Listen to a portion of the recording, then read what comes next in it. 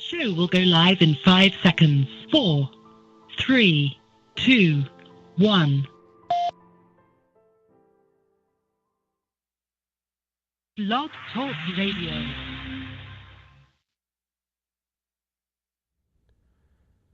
Good evening, ladies and gentlemen.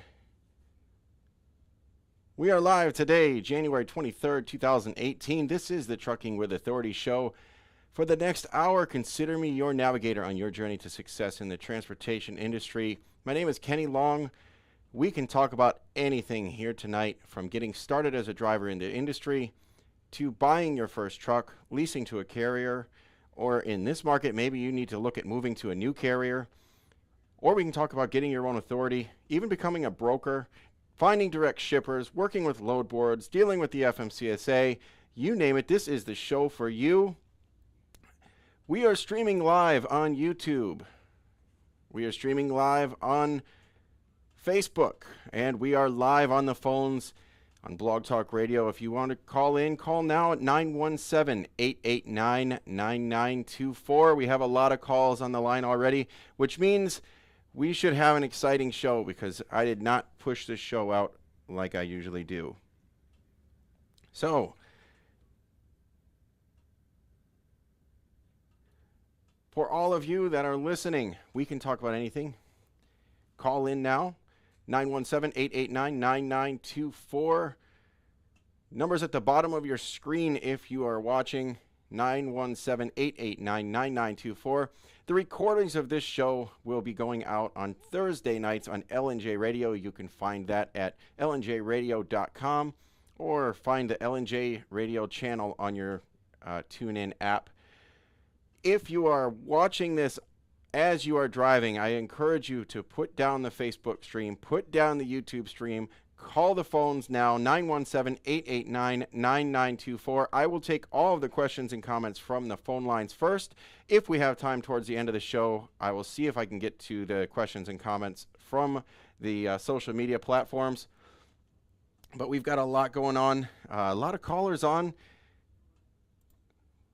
which is a great sign for this early in the show. So, again, if you're watching the stream, 917-889-9924.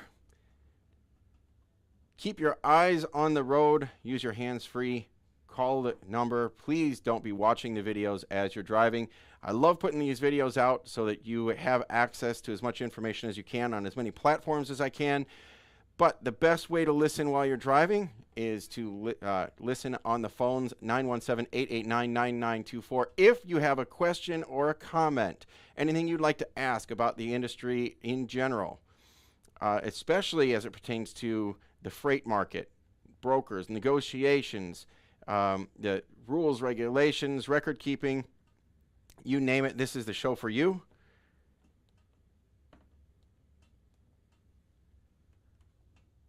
Looks like we already have several calls on the line. Now, this works like a call-in radio show for those of you that are new to the show. Press 1 on your keypad when you get on the line. If you have any questions, comments, you don't come right on the show. I know that's a big turnoff for some people. They get a little bit of cold feet. You don't come right on. Elizabeth is in the other room screening calls. We'll get your name and your question out there, and she'll ease your mind a little bit. So don't worry. I'm not just going to bring you live and throw you to the sharks. So press 1 when you get on the line, and we'll get your questions out there. Tonight I want to talk about overcoming the problems in the industry. And over the years, of course, since I've been doing this show, it's been a big topic overall. And we've been talking about how the various problems can be solved and how being the problem solver can essentially establish you as a leader in the industry. Everything from just awkward freight lanes to unique situations on the various types of commodities of freight that are out there, time frames, time schedules, if certain equipment that you may need, all of those present problems to shippers and receivers. And if you can come in and solve those problems, you can be the person that excels and develops your own niche in that way. Now, several years ago, let me get some of my equipment out of the way here. Several years ago, in the Motor Carrier Meetup group, on the Facebook group, Motor Carrier Meetup, we had discussed starting a co-op, if you will, where all of the members could financially contribute. One of the members could get brokerage authority, or as a collective group, we could become a broker. And essentially, all of us that were already carriers, because we had to be a carrier to be in that group, we could cooperate in such a way that we could eventually negotiate special terms, discounted programs. We could develop a trailer pool, and we would be a broker. So as individual carriers, you can't lease to a central carrier, but we could, if we had a central brokerage, all be a part of that. We went back and forth with that idea for a while, and there were different thoughts and legalities that came up. We had some attorneys that chimed in at one point, and there were a lot of things that came up that made it somewhat impractical at the time. Fast forward a few years now, and we have even more challenges to overcome. So now we're faced with this ELD mandate that's already upon us. The hours of service are very restrictive. And some people are finding that business, the way they used to do it, just doesn't work anymore. There's a whole new set of challenges out there. And so people start getting creative again. This thought process of the co-op comes back up. Could we cooperate somehow? Maybe we have financial motivation to do so. Maybe we have ways that it can give us an edge over some of our other competition. Maybe it's a way to try to do things the way we've always done them and not have to worry so much about the hours of service and so forth. There is a group on Facebook here, and I'm hoping that I invited them to call in to the show, and I'm hoping one of these callers here is part of that. Elizabeth is screening calls now. Looks like we have a few hands raised. But they are kind of reproposing this idea. They've wrapped it in a new package. They're not calling it a co-op. I think this person wants to basically start a new company for herself, and this company will be basically arranging some of these new relationships. It's a very unique situation. I definitely applaud her for trying to think out of the box, but sometimes when you recognize that there is a problem, you have to fully understand the problem to be able to provide the solution. And I'm hoping that she calls in tonight and we can get some calls and some questions and comments about how this type of a program would work. So as soon as Elizabeth gets these calls screened, I said as soon as Elizabeth gets these calls screened, we can try to get some of these callers on the air. So we do have some hands raised here. I think she may have been in a private chat room over here we were doing some pre-show testing, and I think she got trapped over there. So let me go ahead and pull up some of these streams, see what kind of questions we have already, and I will get to it. Again, if you're watching the stream, 917-889-9924. I will take the calls from the phone lines first. Streaming live on YouTube at the Trucking with Authority YouTube channel, and also on the Trucking with Authority groups in Facebook, and on Blog Talk Radio at 917-889-9924. You can find that show at the Trucking with Authority show.com, Trucking with Authority show, or Trucking with Authority radio.com. And I'm, to be honest with you, I'm stalling a little bit here because I want this person to come up, and I am going to give her center stage if Elizabeth can get these calls screened in time. But she's not screening calls, and I don't know why. Let's see. I may have to just bring people on, and I apologize. I don't know if she's on another line with something else or what's going on, but I'm going to try my best to get some people on here.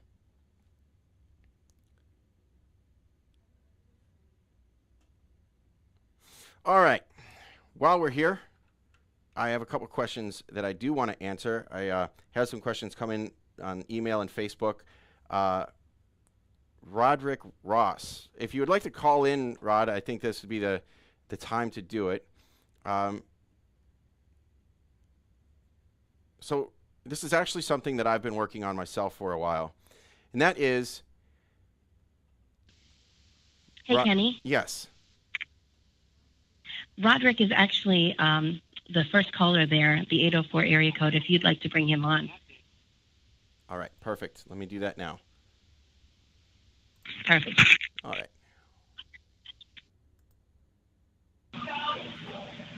Hello, Rod. Can you hear us? I can. Can you hear me? Yes, sir. How can we help you today? Hey, based on my message, my wife and I finally going to go ahead and expand our business in April. Okay. So I've been shopping around trying to find the best online or software program to do settlements, payroll, dispatch, and et cetera. Do you have any ideas? I know ITS has something, but trying to come the upscale. I have a ton of ideas. What's your budget?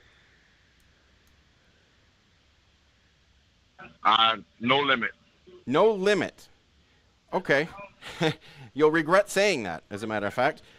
I actually had a conference call with somebody today, and I think you say no limit, but this may possibly be over your limit. So I had a conference call with somebody today, and I'll get back to that. Are you looking for something that's cloud-based, or are you looking for something that you can download on your computer? Download on my computer. Okay, perfect. And how many trucks do you think you will have?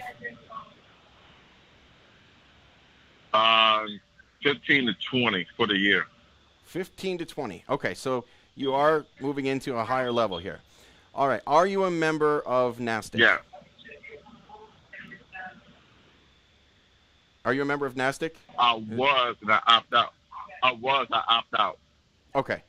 All right. Well, I'm not sure why you opted out, but I am running a fleet myself, and that fuel card program is pretty much unbeatable.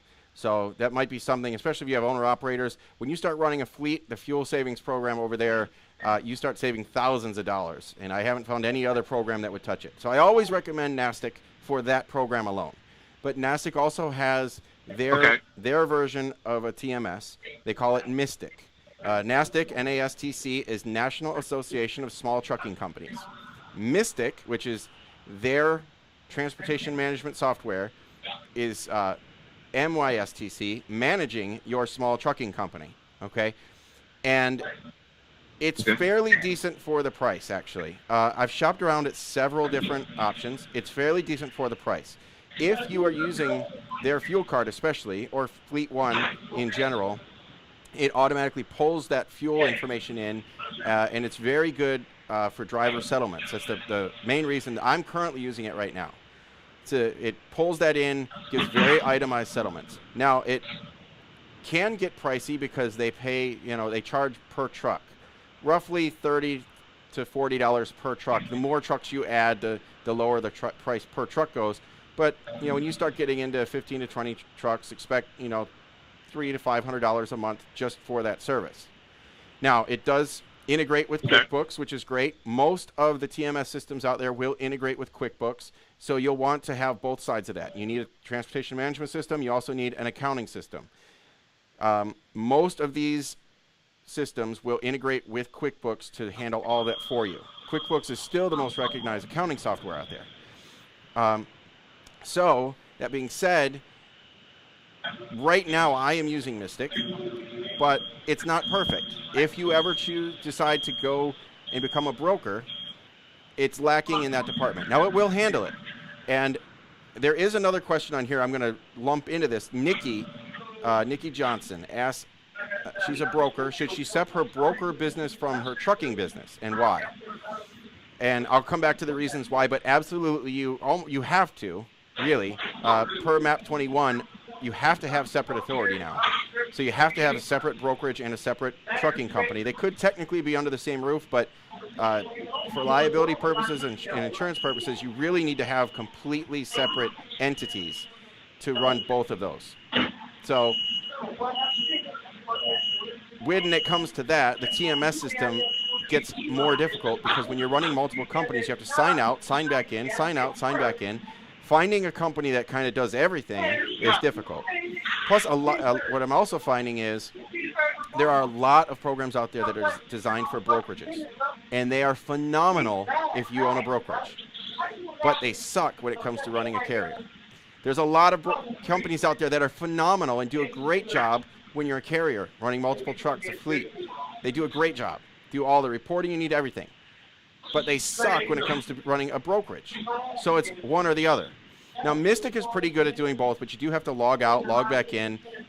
They have kind of worked into a situation where you can do it within the same screen. You hit the button and it automatically switches it for you, but essentially it logs you out, logs you back in. It doesn't have any integration with any outside third-party software such as load boards or tracking features, things like that. But there are other companies that do. Another one that I would highly recommend is Ascend. Now, Ascend is kind of the other way around. It is fantastic for the brokerage. Ascend, it's the free TMS.com. And it is absolutely free for their basic level.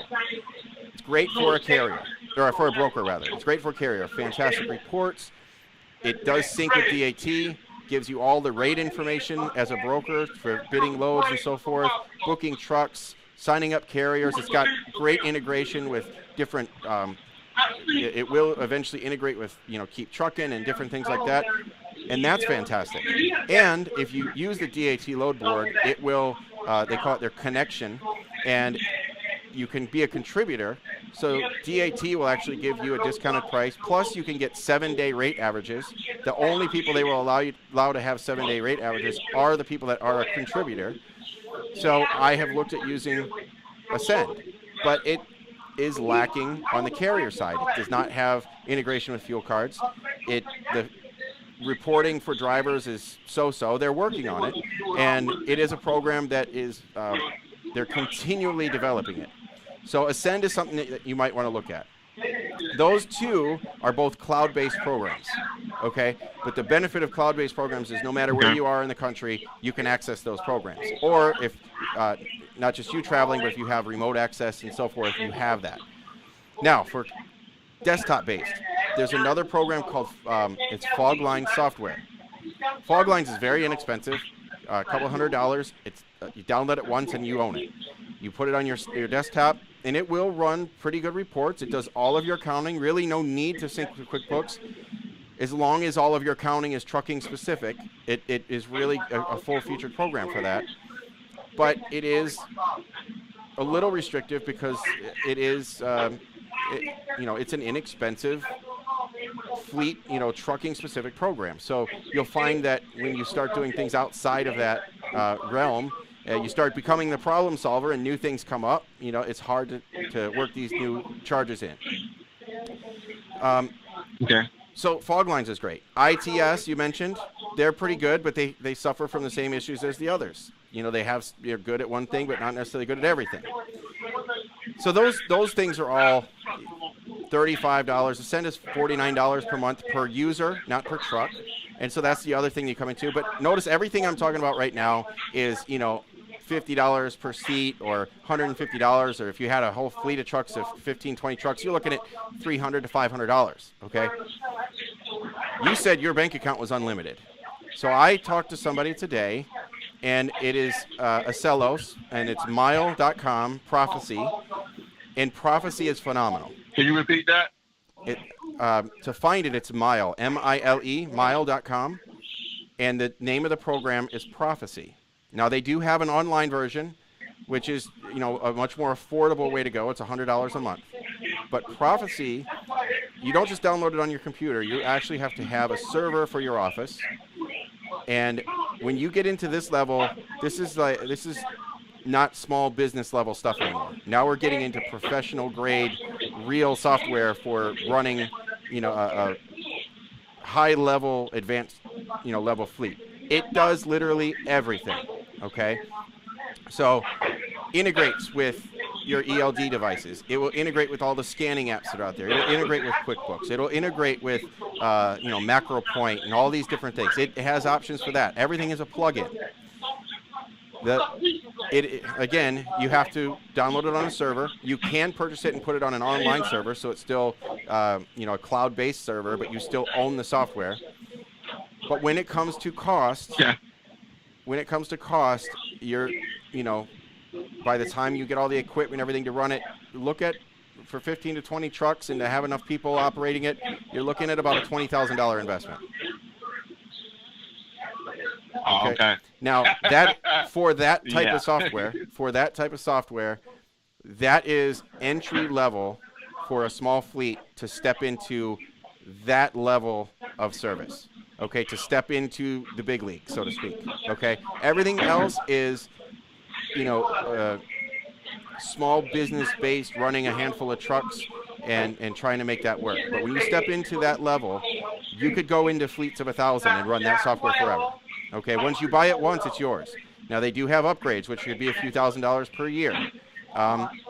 It is more expensive for every one of those add-ons I mentioned. But when they sync it up, I mean, it's literally everything. Once you get into a system like that, all of these other systems you realize become, you know, they're Little League type systems. They're all great. They all do their you know, purpose for a small couple truck fleet, but you still have to go through. Now, remember, when you have one or two trucks, you can tally up their loads they did and figure out their pay. You can figure out their fuel. You can figure out, you know, send all the billing individually and sort all this out. Elizabeth and I have found, now we're at 12 trucks, that the time it takes us sorting through all the paperwork, saving it in a drive over here, uploading it to an email, sending the emails to a factoring company, or sending emails to the customers, or sending, and back and forth with all of this stuff. You have the phones ring off the hook. You know, where is the truck? Where is the load? Where's the next truck available? Do you want this load? Do you want that load? This software does all of that for you. So you're talking about, it tracks the trucks. All the paperwork is centralized. 2 or 3 buttons. It sends out all the billing. It, you know, keeps track of your histories. So everything. Now, again, you're talking about a $20,000 investment to make something like that work. And again, that's also entry level. Now, when you get in, I'm sure a lot of you have either gotten rate confirmations or you've seen the sticker on the back of the trailers that say McLeod software. McLeod software is top-notch. That is the gold standard for that type of software right now. But you're looking at 6 figures to get into a program like that, to have all the features that you would want. So, I mean, okay. So the software is not cheap. You said you had, you know, virtually unlimited funds. It depends on where you want to go. I honestly would say that if you're looking at 15 to 20 trucks and making an investment of $15,000 to $20,000 for a really full-featured, centralized TMS service, it could be a good investment. Elizabeth and I are looking at doing something like that right now. It's a big investment, but if you're looking at growing, you're looking at becoming, you know, stepping out of the little leagues, then something like that, it's really something you should consider. In the meantime, Mystic is great, and we've been using Mystic for a while, and it still runs great reports. Everything's centralized, and there's other ones out there. To drop one more name, I was really close to signing up with this one, and they're really good about making changes as you need them, and Expedite. Like Expedite, you know, Expedite trucks, but Expedite, you know, so 2 E's in there. And they were pretty good. They have a lot of features, but all of these, again, you know, they have their pros and cons. You got to weigh out which one you want. So you can make sacrifices on, you know, reporting. You can make sacrifices on the third-party integration. You can make sacrifices on being online or home-based, or how do you want to do that? There's all a sacrifice there. Or you can make the sacrifice of a whole lot of money to make it happen. So where do you want to go? So that's kind of where you stand with us. Well, you answered my question. I would definitely look into the miles.com and get with a sales rep on that and take it from there. Send me a message after this, and I can tell you the sales rep that I worked with today. It was fantastic, and you know, we can. I'm not sponsored by any of these. Obviously, I just dropped you 4 or 5 different names. I'm not sponsored by any of them. I'm just throwing out information to anybody that's interested in checking them out. Awesome. I'm familiar with Mystic. I used that in 2014. So. Well, I will say this. Back then, I used it also and found it lacking. They have made huge improvements. All of these systems, honestly, all of these systems have made huge improvements. And Mystic, to me, is one of the best right now because it does have great integration with the fuel card and does the best reporting for driver settlements. And one of the things that you'll find, especially with an online-based program, is if every detail of the load has to be entered on a separate screen, it becomes very cumbersome. And Mystic has it where basically all the details are on one screen. So you enter the shipper information, the receiver information, the customer, and assign the truck, all that on one screen, and then hit submit, and it calculates it all, versus you don't have to reload a new web page for every detail. So Mystic is great for that, and they have made huge improvements over the past few years. So I do recommend them for the cloud-based entry-level service. Okay. Well, thanks a lot, Kenny. All right. I hope that answers your questions, and I'm going to put you back on hold for now. But thanks for your call. All right. All right. So the other question I touched on there was, should you keep the brokerage and the carrier side separate? So here's the reason that you absolutely have to do that. Per MAP 21, you have to have separate carrier and brokerage authority. There's no such thing as having them both together. They could technically still be both on the same company, but the problem you run into is getting insured for that. So if a carrier insurance policy, if the insurance carrier sees that you have brokerage authority, they may not want to write you. And the reason for that is this. There's another question I see here that will be coming up about the bill of lading. Let's say that you as a carrier, now it gets into some legalities of what double brokering is and co-brokering.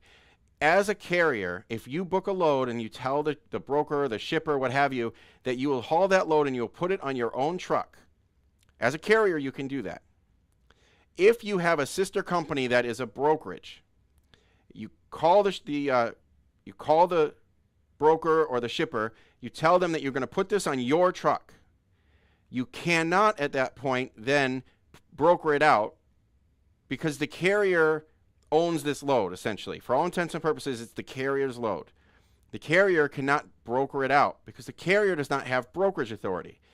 Per MAP 21, with a law that came out in 2013, the carrier and the brokerage must be separated. So if a carrier doesn't have broker authority, if they book a load for themselves and then broker it out, they are double brokering. They're booking it, sending it to a broker, and the broker is sending it out. Can't do that anymore. A broker, on the other hand, could broker the freight, accept the load, and they could assign it to any carrier they want. They could either assign it to their sister carrier, or they could assign it to to an outside carrier. Now, the reason insurance companies don't like either of these situations, if they're married together, if they're the same company, is because there's no way to distinguish which is which. And if there becomes a loss, how do you pay for that loss? And there's a whole kind of legal issues that could come up with that. So insurance companies frown heavily on trying to put those two together. All right, back to the phones. Let's see, we have... All right, we're going to go to Tracy in South Carolina. Tracy, what's on your mind? I'm in CDL school right now. Okay. And my teacher actually was in the trucking industry. He was an owner-operator for 40 years. And I told him my situation is I want to be an owner-operator. And I've been in business, in another type business for 20 years now, so I know about business. Okay. And I'm in school, and I want to be an owner-operator. I don't want to go to work for no company. I want to be independent and do my own thing. Okay? And he told me that I should go ahead and start getting my authority, my numbers, my DOT numbers, and all that stuff. So my first step in that is I got to get me some insurance. Right. Because if I can't get no insurance, there ain't going to be no point in doing all that, okay? Right. So I'm looking for insurance, and I don't have any prior CDL experience per se, you know what I'm saying? And I can't find any insurance. So I call OIDA, which is the Owner-Operator Independent Drivers Association, right, figuring surely this organization claims they represent the small business owner-operator, right? I'm sure they wouldn't touch it. They said I had to have 9 years. 4 years. 4 years. So okay. they said 4 years CDL experience before they would even give me a quote. And I even told them that I want to break in, get my feet wet, get things going, get my relationship started on a smaller scale. I'm going to do hot shot to start with. And Okay. I want to break into the business. I ain't trying to jump in there and I've been in business. I know you got to pay your dues to a certain extent. You got to build relationships and do things the right way. But I mean, how you going to do that as an independent person, as an independent business person, if nobody won't give you any insurance? Gotcha. Okay. Somebody will give you insurance. Somebody out there will do it. Okay. Well, everybody tells me you got to have A plus, A plus plus.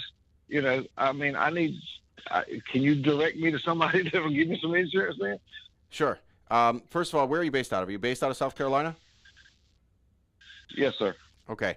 I have had my insurance agent, and I believe he can write in South Carolina. Let me look him up really quick. His name is Brad Allen. Well, His name is Brad Allen. He's been on the show before. He's been a guest on the show. And again, he doesn't sponsor me, but he is fantastic. And if he can't do it, he'll tell you who can, and he'll explain all your details. So, you could find him. He works for a family business. His cousin is one of the names on the building here, but Hadley and Leiden, HadleyandLeiden.com, or Hadley-Leiden, HADLEY-LYDEN. They are one of the biggest and oldest truck insurance companies, or brokerages rather, in the country, anywhere in the country. And if they can't do it, they will tell you who can. So now, and you said it was Hadley and Leiden. What was after just that? HadleyandLeiden.com. Hadley or Hadley-Leiden. If you just do a Google search for that, they'll come up. My agent's name is Brad Allen. Okay. Brad is phenomenal. Okay. He spent time, sat down with us and explained all the details. We had some issues when we switched to him, and he explained to us what we could do to fix the issues. And we were dealing with another agent at that time, and and he explained everything to us, because a lot of these insurance agents, they got our information, they've got quotes, and if we weren't going to pay them, if they didn't see that they were going to make enough money off of us, they didn't want anything to do with us. And Brad actually took the time. He even told us at that time if he couldn't help us, he would still sit down, explain, everything that we needed. And he's been fantastic. I've recommended him on the show before. Again, I'm not sponsored by this guy, and I don't want anybody thinking that I'm only pushing this because I'm sponsored. He's just done a phenomenal job for me. That being said, Right. there are companies out there that will write high risk. Elizabeth, I trained her to get the CDL. She did not have one. Now, this was a few years ago, and risk has gone up. It may be extremely expensive in the first couple of years. It may be cost prohibitive. You may decide that it's not worth it. I understand that. I understand it's going to cost a lot of money. Okay, and as long as you understand. And now, that being said, you could probably do this. I have worked with somebody recently that got into hauling cars and, never saw the inside of a truck before. He was a legal assistant or something before that, been in business for, like you, 20 plus years, and decided that he wanted to get his truck. He just wanted the life on the road. He wanted to give it a shot. He went out and bought a truck. He took the road test in the truck that he bought and got his CDL, got his own authority, and he did great. And he found a company. Now, it was expensive in the beginning, but he managed, and after the first couple of years, he got a huge break on his insurance rates, and now he's doing great. So it's possible. Some of the high-risk companies, Progressive goes back and forth being high risk. Century is one that's known to be, they'll accept high risk. They are one of the premium insurance companies as far as cost, but they are A+ rated, and you get what you pay for with them. The Century Insurance is probably the top rated, best insurance company you can get, and they will accept a lot of high risk companies. I don't know if they'll accept brand new, but I know that that's a good place to start. So Century Insurance. There are companies out there that will do it. They may tell you that they want to put some kind of restrictions on you for different things that you want to do, and you'll have to discuss it with them and maybe even talk to the underwriters. Now, that being said, I'm sure a lot of people will be sending comments about, well, you've never driven a truck before. You need to go do this. You need to go, work for a fleet, and you need to get your feet wet.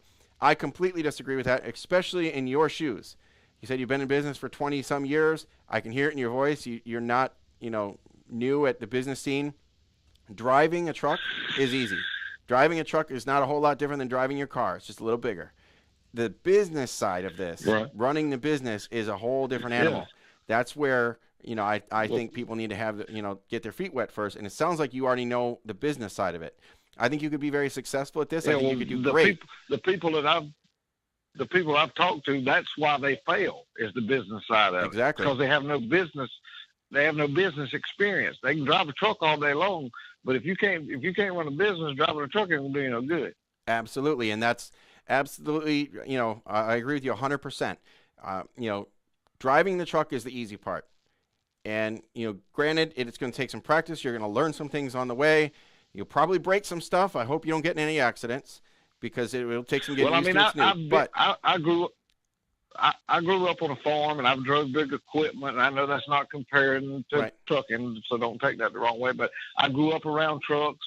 My first job was working at a fertilizer plant that had big trucks. I serviced them, and I actually went to school. I'm 50 years old now, but I actually went to school and took diesel mechanics. So I know about trucks. I've been around trucks. I drove them all over the yard there when I worked on them. And Mack Trucks moved to South Carolina when I graduated from diesel mechanics, and I actually went to work at the Mack Truck factory here in South Carolina when they moved down here from Pennsylvania, and I worked there for 16 years.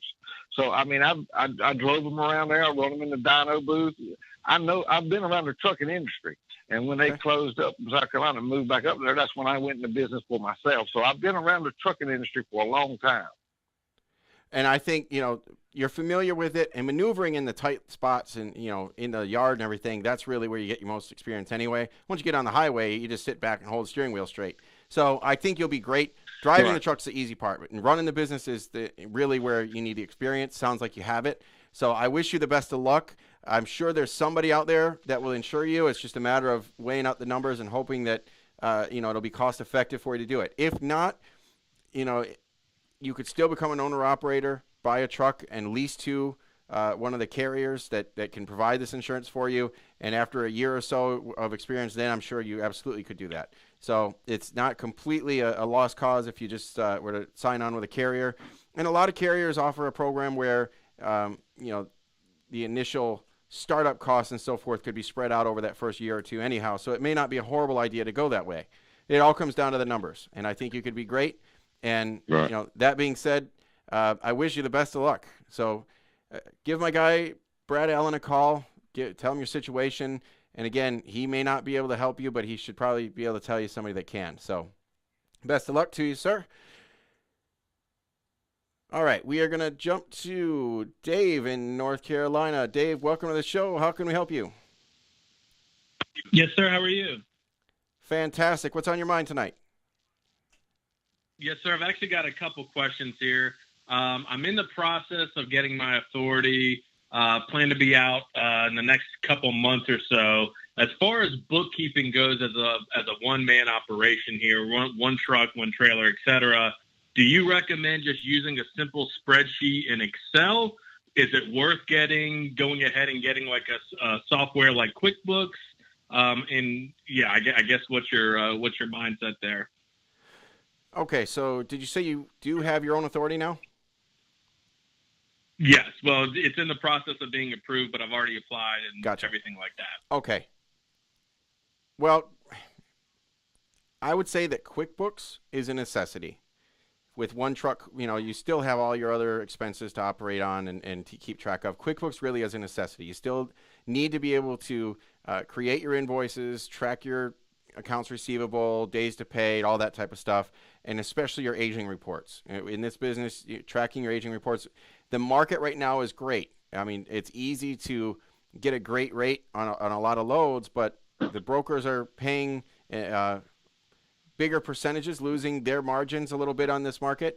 And because of that, brokers are starting to fall further and further behind in their payment terms. So accounts receivable and tracking your aging report is extremely important right now. So I would highly recommend QuickBooks. Now, I don't think that you need a TMS. We were just talking about investing all that money in these different programs. I first used that Mystic program I was talking about when I had only one truck. Found it completely useless because I don't need to track, all these little details on the loads. I ran the loads, right? I don't need to create settlement sheets. It's my truck. So I found that type of stuff a little bit cumbersome. Excel spreadsheets are extremely handy for every bit of this business. Of course, if you're running all your numbers through QuickBooks, you're going to easily be able to pull out your profit and loss sheets. You can learn how to export those into a spreadsheet and break it out and learn your cost per mile. And so Excel is, in my opinion, in any business, Excel is probably the number one tool that everybody needs to have.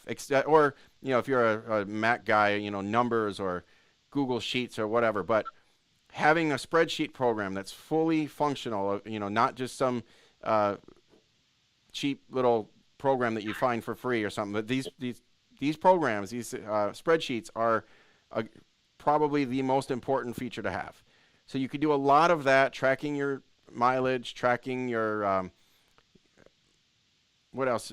Geez, I'm trying to think everything else I've done. I've done my IFTA reports on those.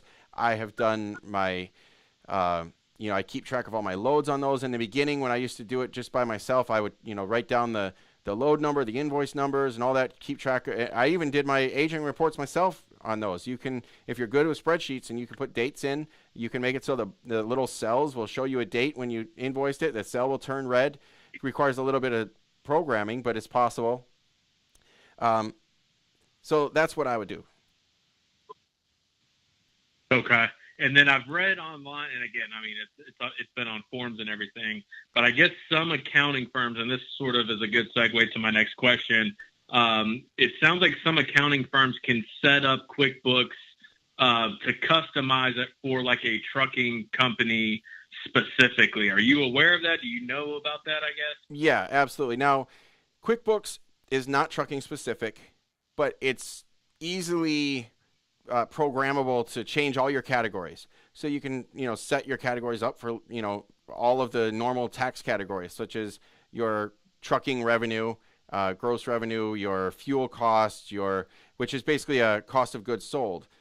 So you can break out all your expenses, all your income, and list every single column, and an accountant can give you the exact columns to make it match up with your tax return. So literally, you print out that profit and loss sheet. They can look at the heading of each column and put it on the tax return. That easy.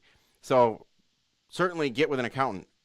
If you don't want to get with an accountant, if you break out all of your, lump everything that goes together. So cell phone and communication. If you have a satellite radio, that goes in that. Your office expenses is another one. Your fuel, obviously, and additives go into that category. It's pretty easy. Maintenance and repairs and things go in a category. It's pretty easy to lump like expenses together, no matter what you might call that category, and your accountant can go in and figure out what they should be called and figure that out. So you don't really need an accountant to do that for you. It's pretty much common sense to lump, individual categories together.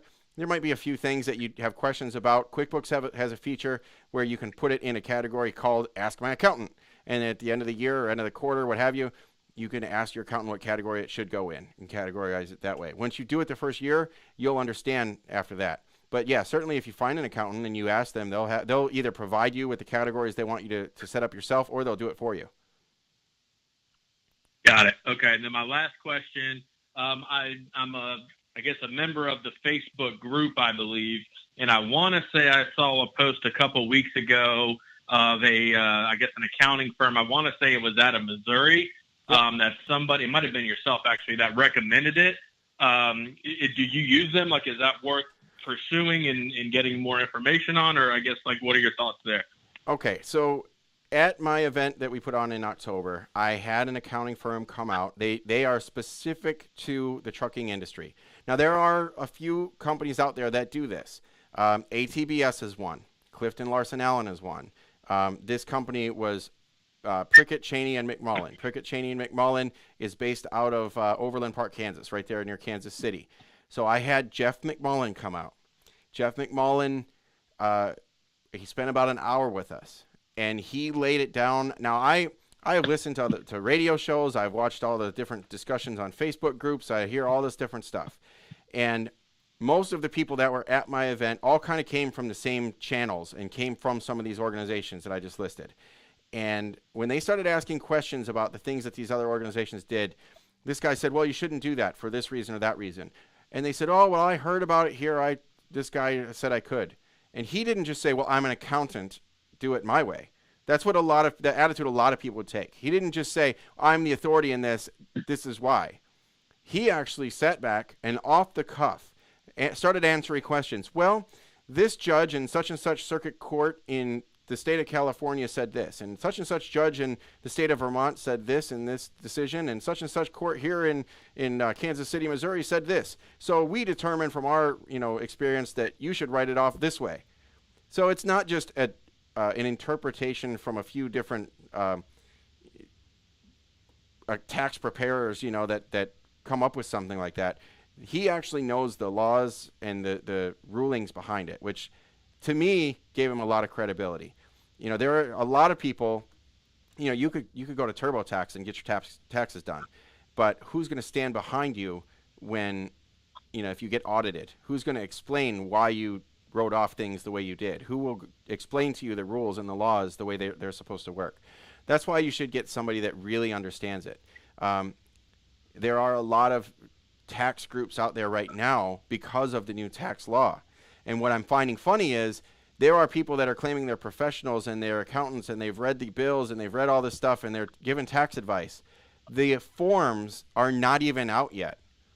The final, how that we're going to handle these things hasn't even been released by the IRS yet. So all these people that are telling you how to do things and what to do, they have no clue. They're just throwing out, blanket statements. Furthermore, I'm running multiple companies and I'm looking at other companies in other states.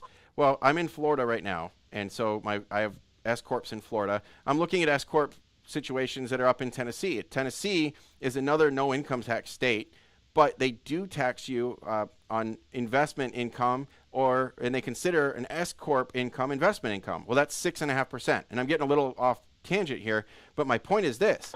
If you live here in Florida, the advice that you got from your accountant about the exact same amount of money here, when you take it up there and now they're taxing you 6.5% because you're an S-Corp, 6.5%, which in this industry could be, six figures, taxing you 6.5% on $100,000 or more dollars, that's a lot of money. Maybe you need to make a different decision. So you can't just throw out blanket statements and expect everybody in the country to follow that. So that's where if I don't and I won't make any tax recommendations in any of the Facebook groups or anything like that, because I'm not an accountant, don't claim to be an accountant, I'm not a tax preparer, don't want to be a tax preparer, but I do know that some of this stuff that the other guys are claiming to be tax preparers are right now they're just shooting in the dark. They have no clue because the rules are final, but the way we're going to do it, the actual forms haven't even been released. So it's a little difficult. We're talking about taxes for 2018 right now. That's a year from now before we're actually going to file for that. So right now the IRS is tied up with 2017 stuff. So it's a little premature to be talking about 2018 other than making some very, very broad decisions. And it's too late to make a whole lot of decisions right now. So yes, right. I do like, okay. I do like the guy there in Kansas City, Pickett, Cheney, and McMullen. They are trucking specific. They know the rules inside and out. They're not going to hand you a line of crap. They will do all of your bookkeeping for you. If you want them to set up your bookkeeping so you can do it yourself, I know for a fact they have a program to do that. And they have, they have a program for that all the way down to you can just send them your receipts in an envelope and they'll do it for you. So they have a full service program and they have actual CPAs that will file your taxes for you, not just a tax preparer. Excellent. Okay. And then again, so if I'm in North Carolina, even though they're in Missouri, there's still a resource I can utilize? Absolutely. Now, from what I understand, comparably, they may be a little more expensive than some others, but they are, I think in a situation like this, you get what you pay for. That being said, there are a lot of other companies out there that do this. Find somebody that you trust. This is just somebody that volunteered some time. I interviewed them briefly. I don't use them myself because I'm in a different business model, so to speak. I run a fleet. I'm running different businesses. So I'm not an owner operator, and what they do doesn't suit me perfectly. So I don't use them. I do think that what they do offer for owner-operators or somebody that's starting in a small fleet, that it is perfect. There are other accountants out there. Now, the other thing real quick is there are a lot of CPAs all over the country, especially right now. You just walk down the street, you're going to see 100 flags, a block. So there are a lot of them out there. Not all of them are trucking specific, but it's a bit of a myth to think that the trucking business is that much different from any other business. There are a few things that are different, but not a lot. Most of the basic tax rules apply the same to all businesses and to all individuals, other than little things like per diem. And, per diem is really the only thing that a lot of accountants don't understand, and that's only because the per diem rules for a driver on DOT is different than per diem rules for other people. Other than that, there's not a whole lot of different things that that a regular CPA that's not a trucking specialist wouldn't be able to figure out. So find somebody that's trucking specific if you can, or find somebody that's just a CPA that knows the laws as best to their ability as they can.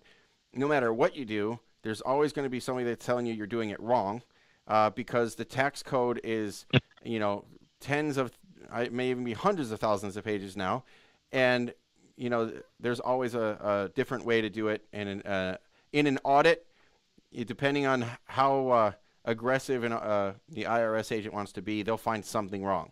So you have to find somebody that knows to the best of their ability how to do it and be able to defend it and explain why they're doing it that way. Excellent. Appreciate it. All right.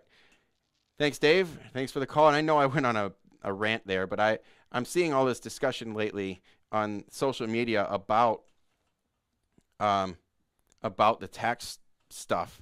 And it's just irritating because I know there's a lot of really, really bad information getting out there right now.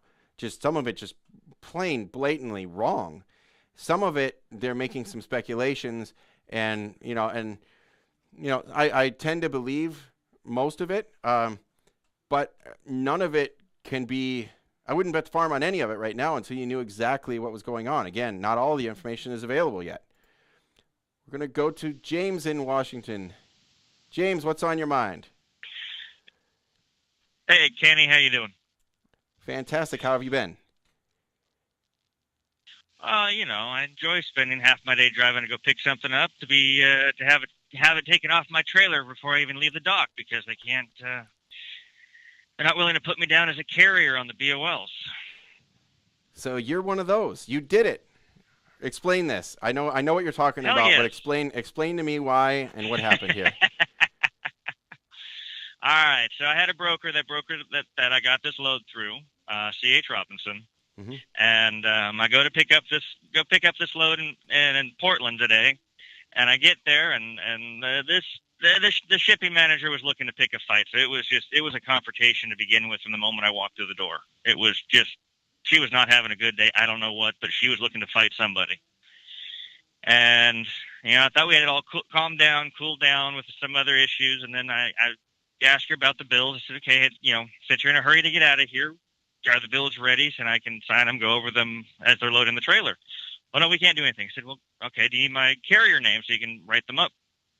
No, we just put C.H. Robinson down. I said, I can't have you do that. Well, I've been doing this for 27 years. No one's ever given me problems with this. You just don't know what you're talking about.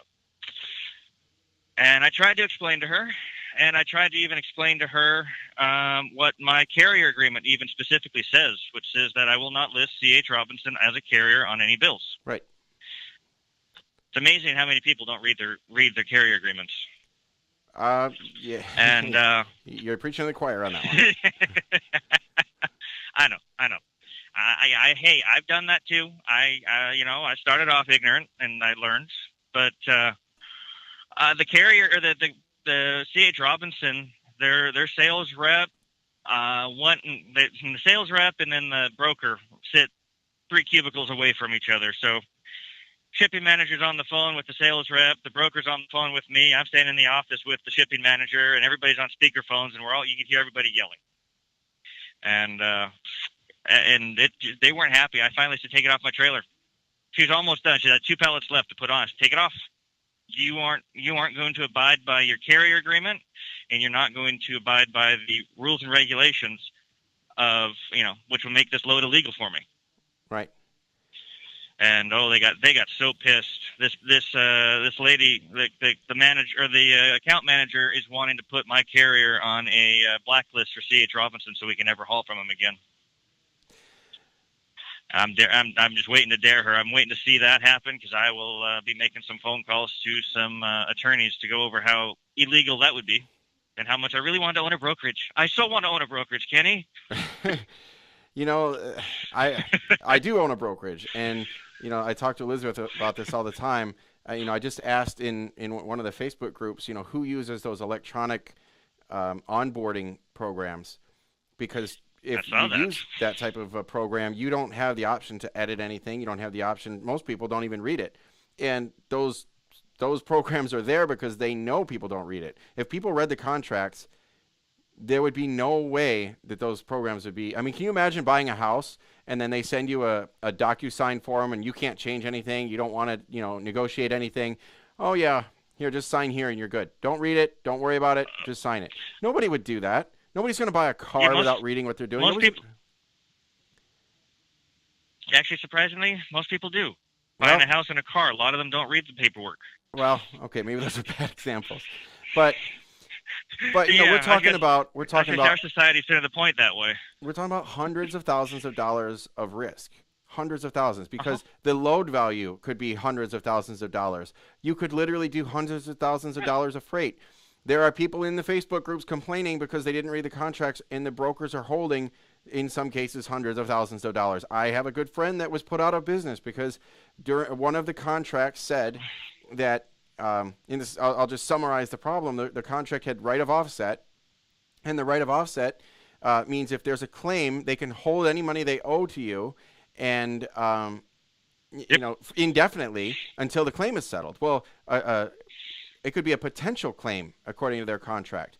Well, a potential claim could be 9 months before they file on it, and then after it's filed, they have 2 years to go to court to settle it. So essentially, almost 3 years they could hold your money. Now, if you had a fleet of trucks working exclusively for this broker, you could literally have somebody write on the bills that there's a potential problem. Maybe it's just one of the boxes is bent. They may never file on a claim on that, but they could write on the bills that something is potentially wrong, and that broker would be in the rights to hold every penny they owe you. Even if it's hundreds of thousands of dollars, they could hold it for years.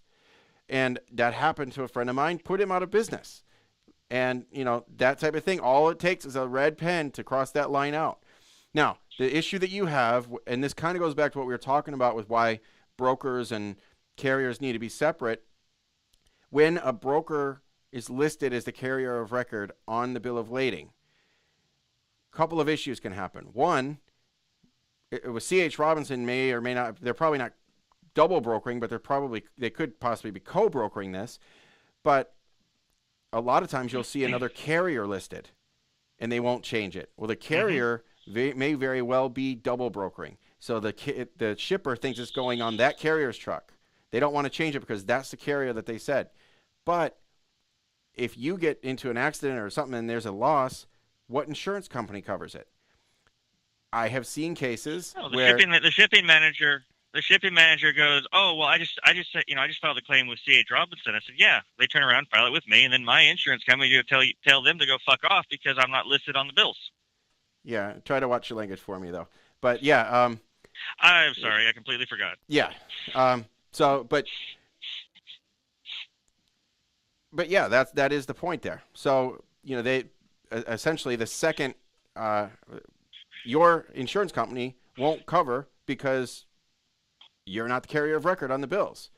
And, the bill of lading is actually a federal legal document. So it's absolutely, it's binding.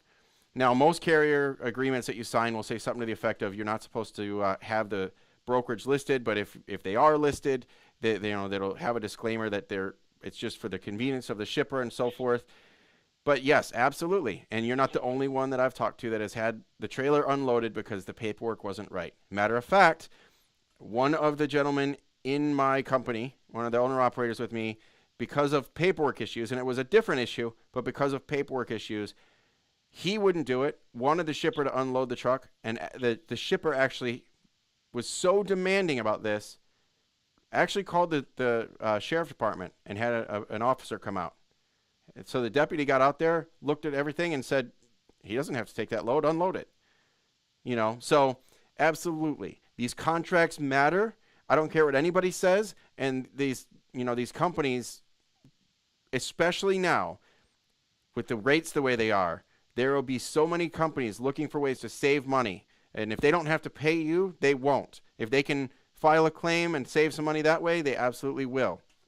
So, the number of BOLs I've seen recently with Section 7 that's got initials typed in or a squiggle in there, and I have turned away loads and had them unload me last week too, from Kraft. It's automatically, initials are automatically filled in the Section 7 box, and the guy got really pissed off and nasty with me. I'm going, dude, this basically said I hold your load until I get paid in full. Yep. You want this delivered or not? Right. And he couldn't believe it. And what they don't understand is they are paying on credit, but we are not extending the shipper credit. We are extending the broker credit, and Nope. The broker is extending them credit. But according to that document, it literally says that we are not to deliver it until the carrier is paid, which means we can hold that. And Yep. most carriers, this is the reason that we have issues in this industry is most carriers don't even pay attention, and they deliver it. They hope all goes well. If it does, it does. If it doesn't, they don't have any recourse. And then they complain about it, and life goes on, nothing changes. There's the few of us out here like yourself, like me, and the drivers that are under me that understand this, that have been trained on this and know the risks involved. There's only a handful that pay attention to the contracts and try to educate the shippers, and it's absolutely worth it. It's not worth the risk. I can't tell you how many shipping offices sit there and try to rush me through the bill of lading when I sit there and go through the pages to try to see what's listed, what's on there, and how everything's worded. They're just sign here. I said, I need to make sure everything's correct, and they get mad. Yeah. They absolutely get mad and frustrated that I want to read the paperwork before I sign it. Because you're just a truck driver. What do you know, right? So absolutely. So, oh, yeah, exactly. So the moral of the story is... I swear I'm going to start printing out my own bill of lading. And it's the carrier's responsibility to do so. That's the other part of that. They can issue it, but it's your responsibility to provide the bill of lading, not theirs. So that being said... Even the carrier agreement with C.H. Robinson says that. Yep, and they all do. And it's actually federal law. So yeah. I appreciate the call, James. I am going to put you back on hold. We have one more call on the line. We'll go ahead and take this, and we'll wrap up the show for tonight. We're going to go to Corbin in California. Welcome to the show. Hey, Kenny. Thanks for taking my call. Great. How can we help you? What's on your mind tonight? Speaking of compliance, Mm-hmm. I was just speaking of compliance and paperwork and making sure everything's done right.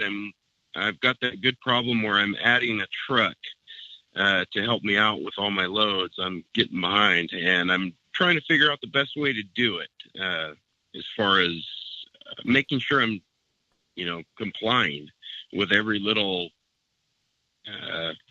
everything that's out there and making sure I know what I don't know, I guess, is the basic question. Right. Well, bringing on a second truck is not that difficult as far as compliance. Of course, you have to jump through all the same hoops as bringing on your first truck, all the same registration requirements, IRP, IFTA, and so forth. You do have to do the same background checks for the driver. Now, most single truck owner operators that drive their own truck don't do thorough background checks on themselves, but it's required, and it's actually required to do it on yourself too, but the FMCSA kind of just turns their back on that one. But it is absolutely required to do thorough background checks on drivers, be it owner operator or a company driver. FMCSA says that the carrier is responsible for the safety of that, so it's also the carrier's responsibility to make sure that the truck is compliant, so it meets all the safety standards and so forth. If that truck is put out of service for any reason, it's on the carrier's record. It's not on the driver or the owner operator. Well, it's on the driver as well on their PSP and so forth, but it's the carrier that really gets dinged for that. So the carrier is responsible for all the safety, making sure the inspections are up to date, the equipment is safe, the driver is fully compliant, the background check, drug consortium, and so forth. All of that, and I see a little bit more of your question on the screen here, but all of that is the same whether it's an owner-operator or a company driver. But it's really not that much more difficult than when you brought on your first truck and you're driving it yourself. All of the same rules still apply. Okay. With the we do hazardous is basically most of what we do with TWIC cards and all the background checks that you have to go through for that. Would that qualify, or do I have to call an organization to do an actual background check? Okay, I don't have the website in front of me, but if you just Google PSP report, pre-employment screening report through FMCSA, it's going to pull up all of their information, such as all their tickets, all their inspections, and so forth. It may come back with nothing on it, which means they're clean.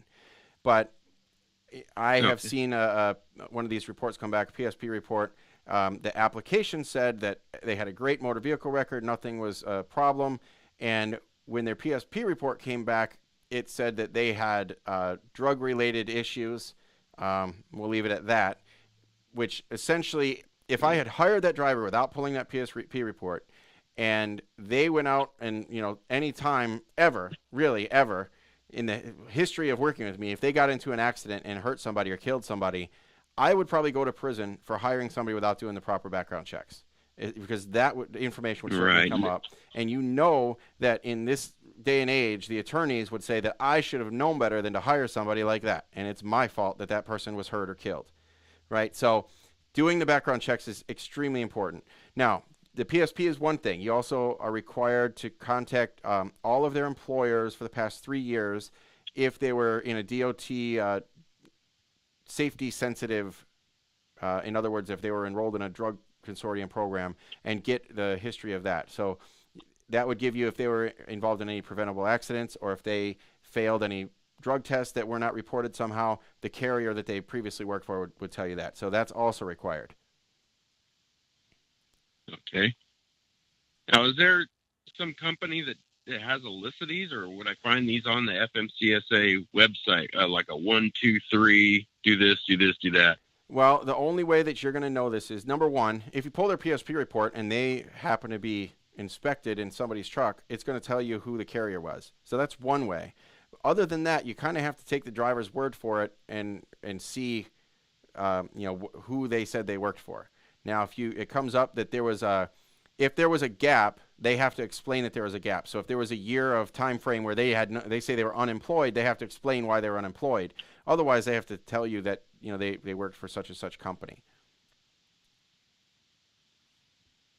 Okay. And do you have to do that whether it's an owner operator or company driver? Absolutely. On both those things? Yes. Okay. When you lease on an owner operator, for all intents and purposes, you are leasing that truck, and it is your truck. You can do with that truck as you please. Now, that means that truck and all of the safety sensitive functions of that truck are your responsibility as the carrier.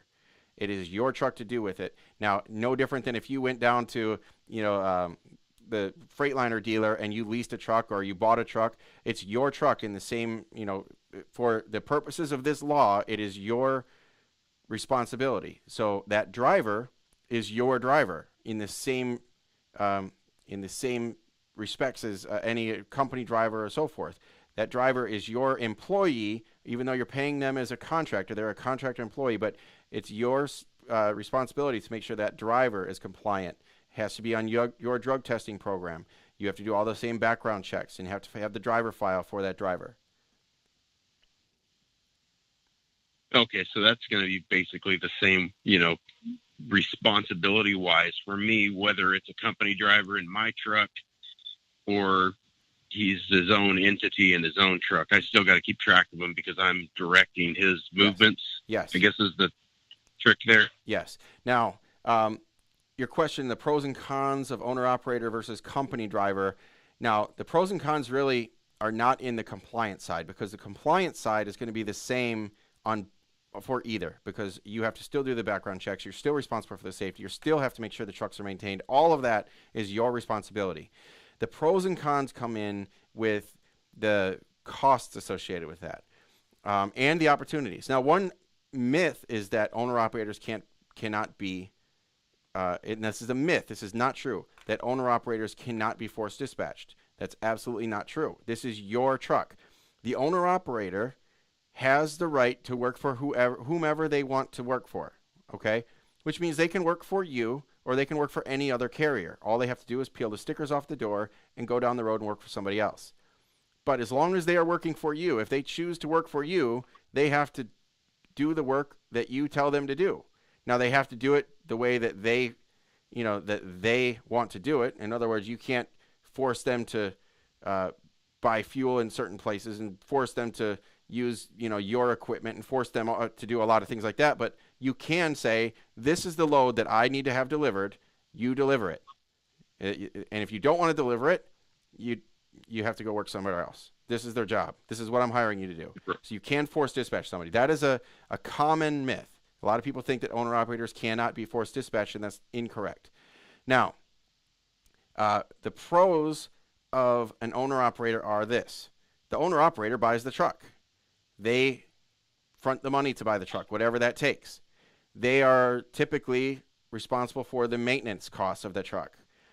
If they decide that they want to leave, you can take that truck off of your insurance. You don't have to make truck payments. You don't have to try to find a driver for that truck. The opposite is the case if you buy a truck and you put a company driver in it. You still have all the same responsibilities. You have to front the money to buy the truck or finance the truck or whatever you have to do. That's still on you. You have to make the truck payments. And if that driver quits, that truck is still yours. You still have to keep the payments. You still have to keep insurance on the truck. So that's kind of one of the cons of being an owner, of hiring a company driver. Of course, both of them you could force dispatch.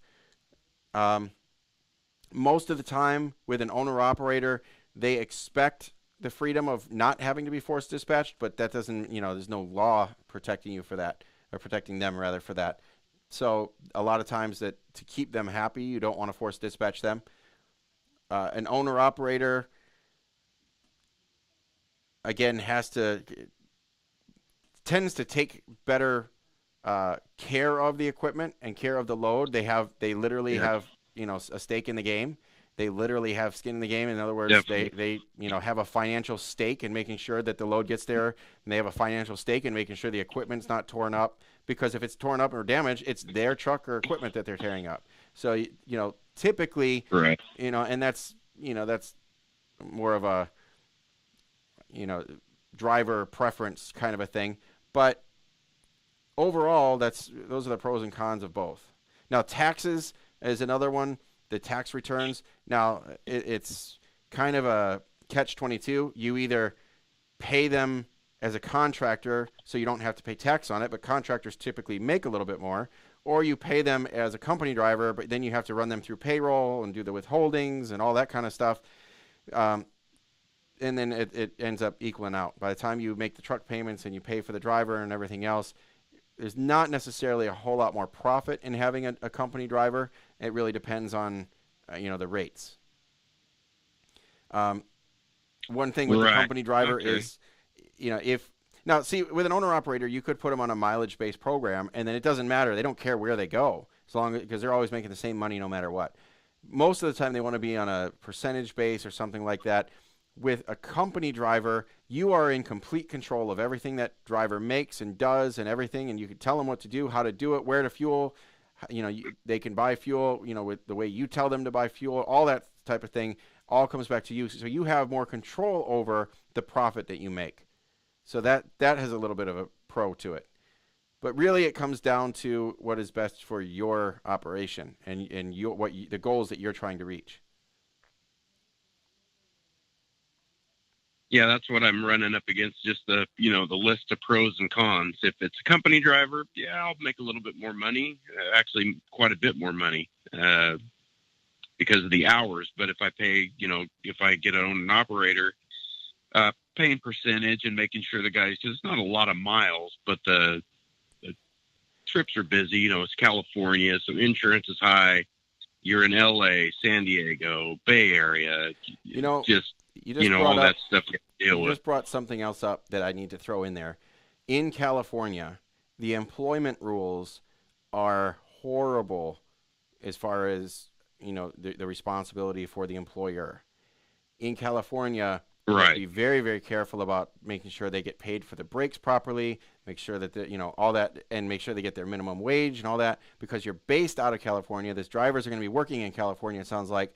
So you're going to have to really pay a lot more attention to that. That is a huge con, in my opinion, to hiring a company driver.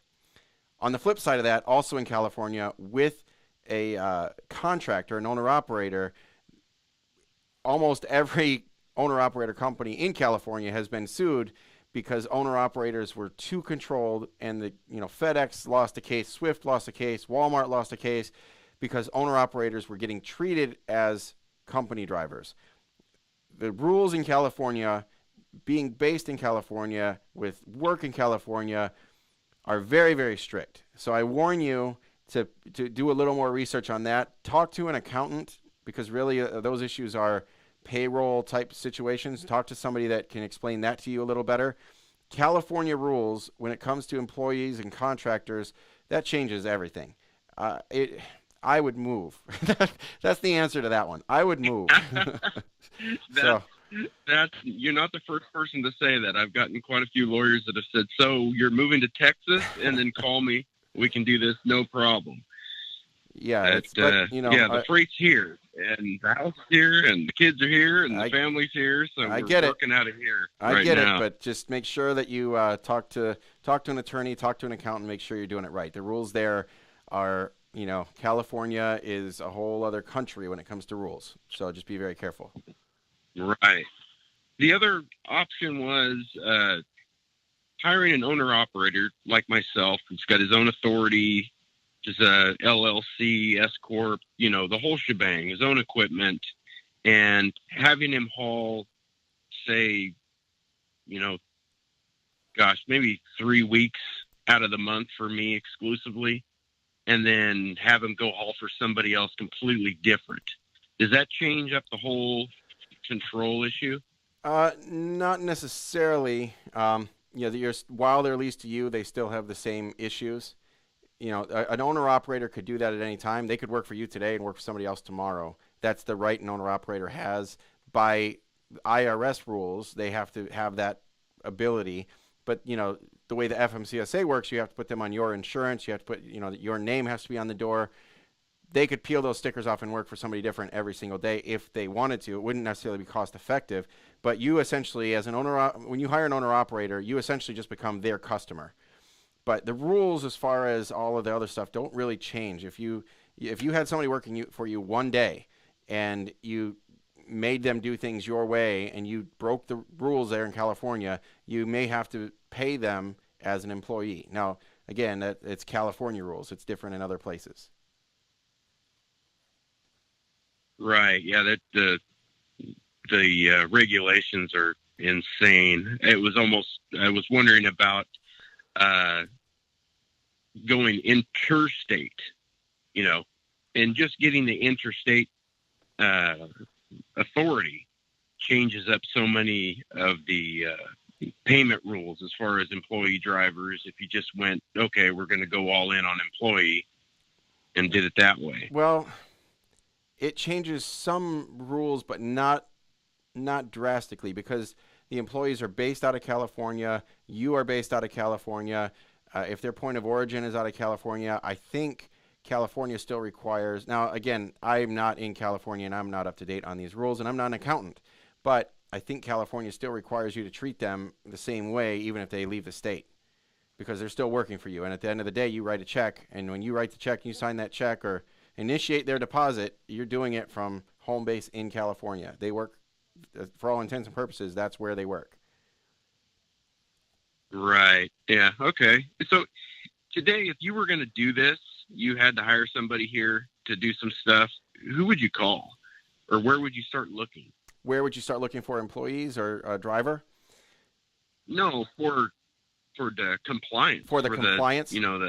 I got to do this. I got to do this. The basic 1, 2, 3 okay. of stuff you have to do to make sure you're not getting red flagged for anything. Are you a member of NASTC? No. Okay. Check into NASTC. NASTC, again, I always tout their fuel program. They have a really good fuel savings program. It would be worth joining just for that. But they also have compliance programs that could help you with this.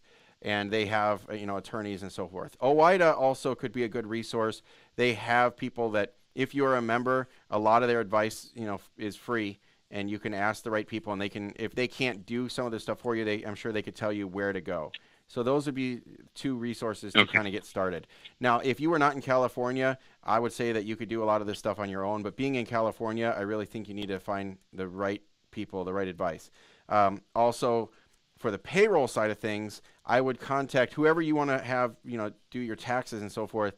Talk to a CPA in California that understands California rules and make sure that you're doing the payroll side of it right, because that's where a lot of this falls apart for California carriers.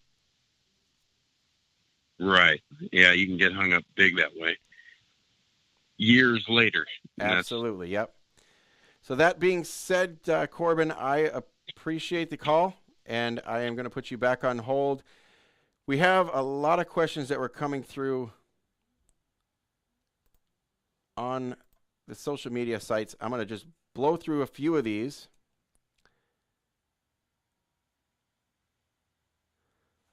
There are a lot of companies that lease other owner-operators that have their authority. Is it okay for them not to add them to their insurance? Absolutely not. If you lease on a carrier, that carrier, you have to be a broker to bring on a carrier. In other words, the relationship between a broker and a carrier means that the carrier maintains the insurance and all the compliance requirements as a carrier. If you lease a truck on, it has to be on your insurance as the carrier, and you take on, as I was just talking about, you don't need to bring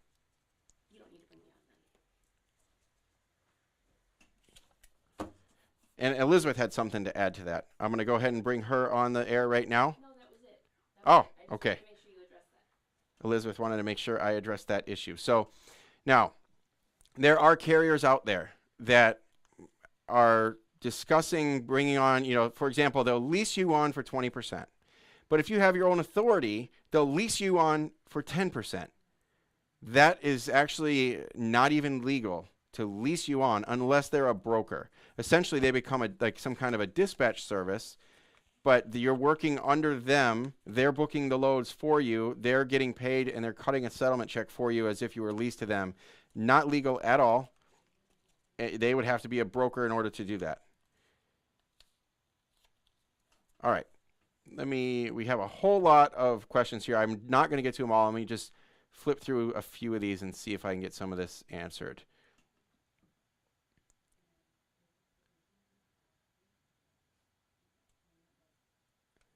There were some questions or some answers to some of the things we were discussing.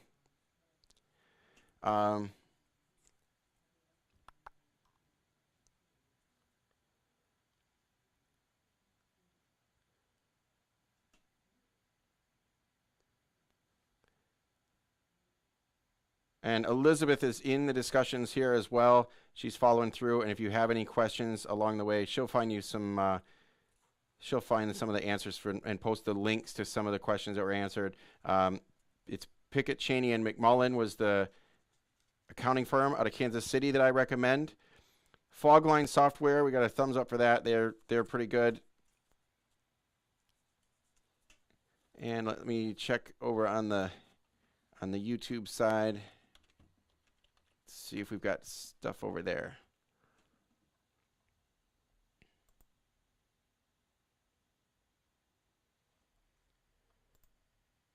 And let's see here.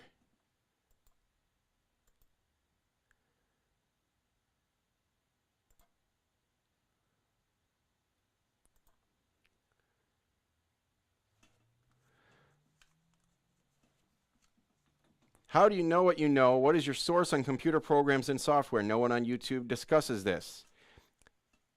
My source is I've done the research myself. I've talked to people myself. I've used these programs myself. I currently have, with the software programs, I currently use QuickBooks, which I recommend to everyone. I'm currently using Nastic, the Mystic program through Nastic. I create all my driver settlements with that. I have been looking for a program that does more for what I want it to do. I did an extensive checkup on that Expedite program that I was talking about, had almost everything set up with them. found some things I wasn't quite, didn't quite work for my program, but I think would work for most others out there. And I've also, just today, had an hour-and-a-half phone call, webinar, and a demonstration of the Prophecy program that I've been discussing. And in the past, I used the Prophecy online version. So I got this information from experience and from doing my own research.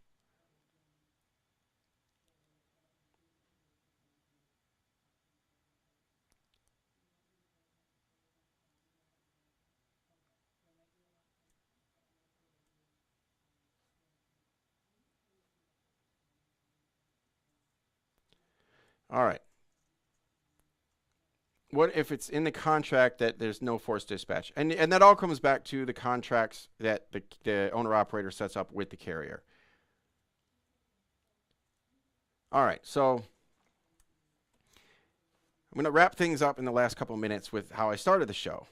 Apparently, they couldn't defend their position on how a co-op type of a situation would work. What she wanted to do was set up a program where if you ran out of hours, they would be a group that you could post where your location would be, and you could plan this ahead of time. And the brokers would arrange for an interline agreement. And it would not be between the carriers. The broker would actually handle this. You would drop your trailer, and somebody else would finish the trip with your trailer. Somebody else that has fresh hours. Maybe they would establish some drop lots across the country. You would, plan your trip to get to that drop lot. Somebody else would pick your trailer up and finish. A lot of legalities come up with that type of a scenario. And the creator of this group does not want to hear any of it. So I invited her tonight to come on the show and discuss it, and she did not.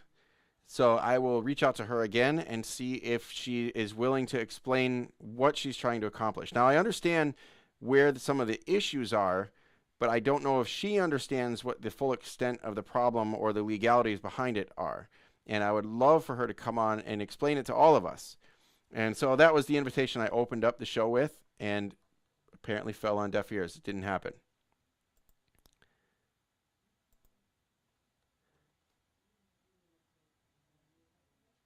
And actually, she did answer my invitation. She said, I appreciate the offer, but I am not yet ready to be in the hot seat, and I'm using this time right now on the website design. Which means her plan has holes in it, and she knows, and she cannot defend that. So the legalities of that would be who covers losses, who covers damages to the trailer. Her proposal was that when you drop a trailer, whoever finishes the final mile would get $800, no matter how many miles it is, no matter what the location is. Well, that doesn't work either, in my opinion, because if that final mile takes you into a bad freight area for $800 versus the interchange happens and leaves the first driver in a great freight area with an empty trailer now, that essentially it just can't be a flat rate for whatever the mileage is and so forth. So that would fall apart. Well, then that opens up a whole new negotiation. Then you also have the issue of the losses. If there's a loss on the other end, does the final carrier cover it? How do the insurance? We talked a lot about the insurance company's view on this. Is the insurance company going to cover that? And I don't think she's ready to answer those questions yet. I don't think this idea is ready for prime time. Matter of fact, I don't know that it could possibly ever work. And one of the examples of why it could never work is this. We have the mega fleets across the country. Most of them have a terminal in every major city. And if they have a terminal everywhere, they have a drop yard, they have multiple trailers, they have power units that are sitting ready to go. They have the ability on the drop of a hat to do this type of an interchange. Now, you have carriers like UPS. That's exactly what they do. They have drivers that go out roughly 200, 250 miles. They drop their trailers. They hook to another set. They take them back to their home terminal. Home every night, out and back. There are carriers that have established that type of a service. The carrier owns all of the equipment. The carrier, it's the same carrier, the same driver, same trucks. It's all under the same carrier. What this person is proposing is it's multiple carriers giving away your equipment. So the other issue is, in addition to just the different freight lanes and different rates that would have to be negotiated, what happens when I have a brand new reefer trailer that I drop and somebody in exchange gives me a 25-year-old van trailer that's, passed the DOT inspection, which is the only requirement there, passed the DOT inspection, but I just turned over my $80,000 piece of equipment in exchange for a $4,000 piece of equipment. And then the other question is, how will people get their equipment back? And her answer is, you don't have to worry about that, because you've got somebody else's trailer to keep making money with. So, but you're still responsible for the maintenance and things on your trailer. So there's a lot of holes in this plan, and she's cannot fill these holes right now. So I invited her on the show. Any of you that want to check it out, and this will be a shameless plug, and go join her group, because I'm sure she would love to have more people with feedback. Whether you agree with me or you agree with her, the name of her group is All Directions Trucking and the ELD Mandate. All Directions Trucking. And I believe she started this, it's actually a company she started, All Directions Trucking. And her name, one that created this group, her name is Sandy Alves. Sandy created this group, and I invited her to be on the show tonight, and it fell through. She chickened out. She couldn't do it. All right, that being said, freight rates are still great, so keep it up. Pay attention to the lanes, pay attention to the markets. Stay strong with your negotiations. Understand what you need to do to stay profitable. Build relationships. This is a time to possibly make sales calls. Get out there. Don't burn bridges right now. Don't take everybody for every penny they have, because everybody needs to make money to be happy here. And, right now you could build some serious relationships. So when times get lean again, you are the go-to carrier. So play your cards right while you can, but make hay while the sun shines, as they say. I will leave you with that parting thought. And remember that no matter where you are with your life or with your goals or your plans, to always dream big, aim high, strategize your plan, earn your success, because nobody deserves anything, and only you drive you. Have a good night, everybody.